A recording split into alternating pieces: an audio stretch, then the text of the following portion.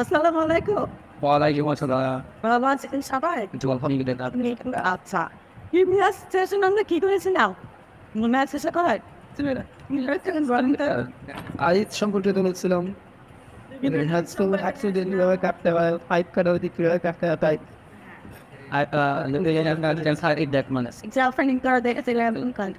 আচ্ছা, আজকের যে সেশনটা আমরা করব এটা কিন্তু খুবই গুরুত্বপূর্ণ একটা সেশন। প্লাম্বিং সেক্টরে যদি আপনি কাজ করতে চান তাহলে আপনাকে এই রেজিস্ট্রেশনগুলোকে ভালোভাবে জানতে হবে এবং ব্যবহার মেনটেন্যান্স সব কিছুই কিন্তু ভালোভাবে জানতে হবে।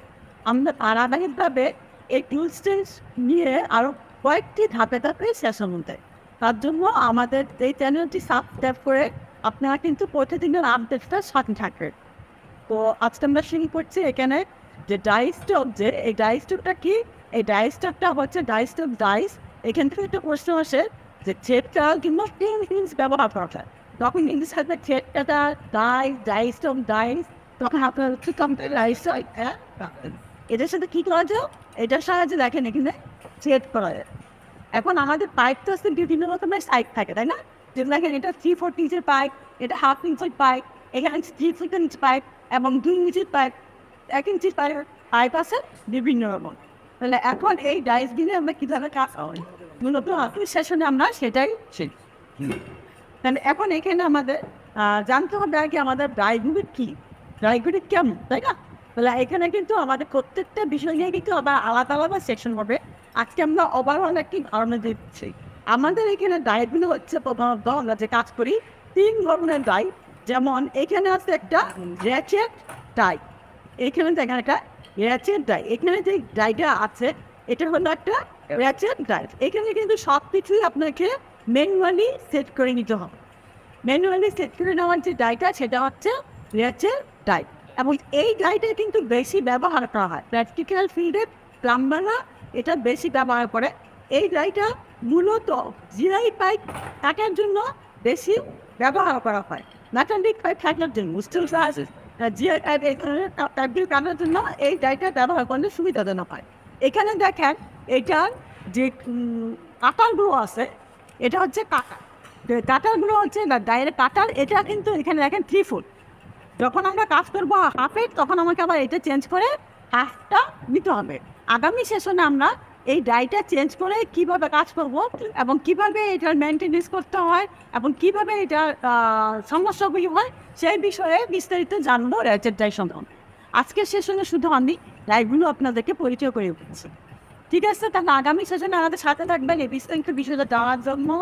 এরপরে আছে আপনাদের এখানে কিন্তু এই বক্স থাকে এবং বিভিন্ন এই কাটারগুলো এখানে দেওয়া থাকে।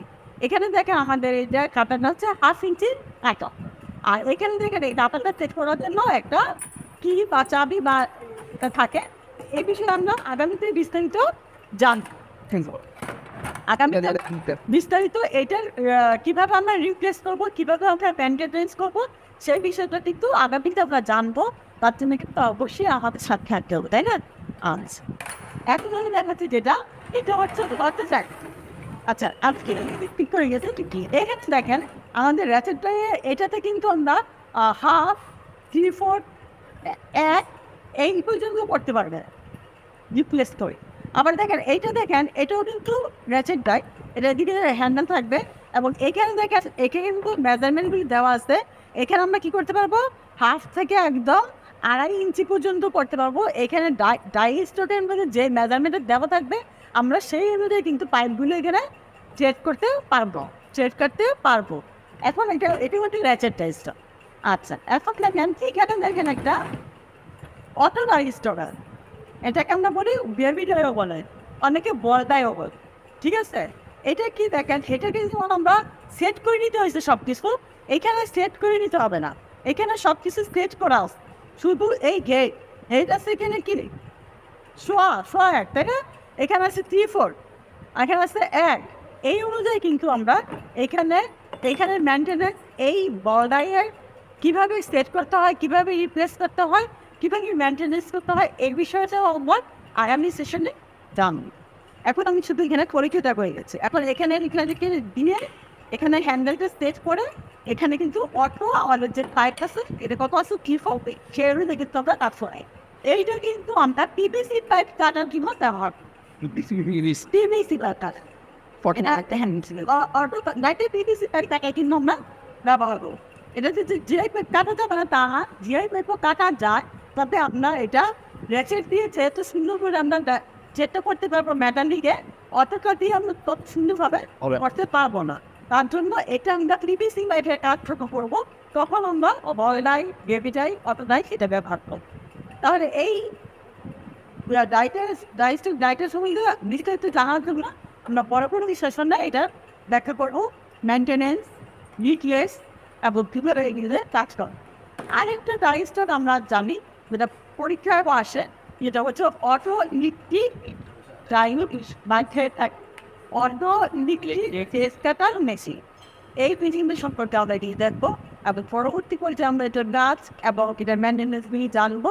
আজকের সেশনটা কিন্তু গুরুত্বপূর্ণ এবং এটার সাথে কিন্তু পরবর্তী সেশন কিন্তু লিঙ্ক আছে, আপনারা আমাদের সাথে থাকবে তাহলে মিস্টেক কিছুতেই জানতে পারবো। আচ্ছা, auto electric flat cutting machine. এই মেশিনটা হচ্ছে অটো ইলেকট্রিক কাটিং মেশিন। যখন আমরা ইলেকট্রিক পাওয়ারে কোনো কাজ করবো সেখানে আমাদেরকে অবশ্যই সেফটিগুলি অবলম্বন করতে হবে। যখন আমরা ব্যবহারিক কাজ বিল করবো অবশ্যই আমাদেরকে প্রতিটি সোয়েটার করে নিতে হবে। এখানে দেখতে হবে যখন আমরা কাজ করবো আমাদের পয়েন্টগুলি ঠিকভাবে আছে কিনা, ঠিক আছে, এটা পাওয়ার সাপ্লাই দিতে হবে, ঠিক আছে। এখন এইখানে দেখেন আপনারা কাজটা করার সময় কি ভাইসে বেঁধে কাজ করছেন না, এইখানে দেখেন এই অংশটা, এই অংশটা আছে না, এখানে দেখেন পাইপটা যাবে, ঠিক আছে। আপনি 3/4 কাজ করেন, হাফে কাজ করেন, 1 ইঞ্চি কাজ করেন, যত দাঁড়াতেই করেন না কেন আপনাকে এদিক দিয়ে পাইপটা দিতে হবে। এই দুইটা অংশ বাইরের মতো কাজ করবে। দেখেন এদিকে আসে, এদিকে দেখেন, এদিকে দেখেন, এই যে এই অংশটা দেখেন পাইপ, এই দেখেন ভাইস, ঠিক আছে। এটা হচ্ছে এইভাবে এটা দেখায় সরে যাচ্ছে, তাই না। এখন পাইপটা সেট করার পরে আমরা এখানে তার যে হাফ ইঞ্চি হোক, 3/4 হোক, 1 ইঞ্চি হোক, আমাদের যেই পাইপ থাকবে এখানে ঢুকে ভাইসে যেমন আমরা রেখে তারপরে কি জবগুলি ফিক্স করছে না, ঠিক এভাবে আমাদের এসে দিলে আমাদের ভাইসগুলি ফিক্সড হয়ে যাবে, মানে জবটা আমার পাইপটা আমার ফিক্সড হয়ে যাবে, এটা ভাইসটার কাজ করবে। আচ্ছা, এখন দেখেন আমরা পাইপটা দিয়ে কাজ করছি না, এইখানে দেখেন অটোভাবে এটা দেখেন, এটা কি 3 হুইল পাইপ কাটার না, এদিকে একটু ভালো করে দেখেন ব্লেড, তাই না, আর রোলার। তাহলে এই ব্লেডটা আর এই রোলার দিয়ে আমাদের হলো 3 হুইল পাইপ কাটা। আমরা যে মেভিয়নে করেছি ঠিক সেম না, জি জি সেম। এখন এখানে পাইপের অনুযায়ী আমরা জাস্ট এটা এখানে ধরলেই পাইপটা কেটে যাবে, মেজারমেন্ট অনুযায়ী পাইপটা ধরলেই পাইপটা কেটে যাবে। তাহলে এই অংশটা আমাদের পাইপ কাটা। আচ্ছা দেখেন, এখন এইখানে দেখেন এইটা হলো আমাদের ডাইটা সেট করার অংশটা। এখানে দেখেন দেখেন এখানে আমার কত ইঞ্চি, 2 ইঞ্চি থেকে 1 ইঞ্চি এই অনুযায়ী আমার কাজ করা যাবে, ঠিক আছে। এখন আমি কতটুকু থ্রেড করবো আমার এইখানে আবার দেখেন এইখানে একটা মেজারমেন্ট আছে, কতটুকু থ্রেড হবে দেখছেন, জি এখানে হ্যাঁ, মানে আমার কতটুকু থ্রেড কাটবে সেই অংশটা কিন্তু আমার এখানে অ্যাডজাস্ট করে দিলে, বা এই যে এখানে এই অংশটাকে এটাকে এটা এটা চাবিটা এটা কিন্তু মুভ করা যায়, মুভ করে আমাকে এখানে এটা পাইপটাকে অ্যাডজাস্ট করে নিতে হবে। এখানে পাইপ এবং সেট করার বিষয়টা, অ্যাডজাস্ট করার বিষয়টা আছে। এরপরে কী করতে হবে, আমার এই যে এইখানে যে আছে এটার দিকে আমার কতটুকু সেট করবো এটা আস্তে আস্তে করে আমাকে ঘুরাইলে আমার এভাবে যাবে। আমার মেজারমেন্ট অনুযায়ী পাইপটা কাটতে হলে এই অংশটা, এই হুইলটা দিয়ে আমরা এটার মুভমেন্টটা করতে পারতেছি কাটারের এবং ডাইস্টারের, বুঝতে পারছেন। এখন আরেকটা বিষয় হচ্ছে যে আমরা বলি যে পাইপের ভিতরে পরিষ্কার করার জন্য, যখন কৌশলটা থাকবে পাইপের ভিতর পরিষ্কার করার জন্য তখনই ফাইন লাগবেন না, এখানে একটা অপশন থাকবে রিমার। এই অংশটা হচ্ছে রিমার, এই অংশটা হচ্ছে রিমার। আপনি যখন পাইপটা কাটবেন এটা আবার ধরলে কি হবে, ওই যে বাবরিগুলো আছে পাইপটা পরিষ্কার করে ভিতরে পরিষ্কার করে দিতে, তাহলে এই অংশটা হচ্ছে কি আমাদের রিমার, ঠিক আছে। তাহলে বুঝতে পারলেন প্রশ্নটা, যদি পরিষ্কার করার কথা থাকে তখন অবশ্যই এটা উচ্চ পদে নিতে হবে, আর যদি মসৃণ করার কথা থাকে তাইলে হবে যদি বলে ভিতরে বসছেন তাহলে হাফ রাউন্ড ফাইভ অপশন হলো দেয় বা রাউন্ড ফাইভ। আর যদি অগ্রভাগ বলে তাহলে বাস্টার ফাইভ। এই প্রশ্নগুলি কি ক্লিয়ার হয়ে গেল? এখান থেকে কিন্তু প্রশ্ন ফাইভ। আরেকটা বিষয় হচ্ছে এখানে একটা ওয়েল ট্যাঙ্ক আছে। ওইখান থেকে আমরা যেমন বলি না যে যখন আমরা টিয়া করবো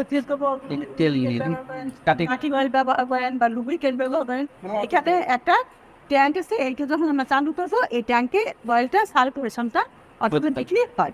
আর এখানে দেখেন এটা পাওয়ার বাটন আছে, পাওয়ার সুইচ। এখানে আমার মেশিনটা চালু করার জন্য এখানে এই যে সবুজ আর লাল দুটো বাটন আছে, ঠিক আছে। আর এটা হচ্ছে আমাদের একটা স্ট্যান্ড আছে, স্ট্যান্ড, ঠিক আছে। এখানে আমার টেপাই একটা স্ট্যান্ড আছে। তো মোটামুটি আমার এই অটো ইলেকট্রিক চেস কাটিং মেশিনটা ব্যক্তিগত আপনারা জানবেন। পরবর্তী পর্যায়ে এটা আমরা কীভাবে কাজ করবো, মেনটেন্যান্স করবো, বিষয়গুলো আরও জানতে পারবো। তার জন্য আমাদের এই BKTTC ঢাকা প্লাম্বিং রাজিয়া এই চ্যানেলটি সাবস্ক্রাইব করে আমাদের সাথেই থাকুন। এবং পরবর্তী সেশনটি কিন্তু আরও গুরুত্বপূর্ণ। আপনারা সকলে সুস্থ থেকে অবশ্যই আমাদের সাথে থাকবেন সেই কামনা করি। আল্লাহ হাফেজ। আসসালামু আলাইকুম।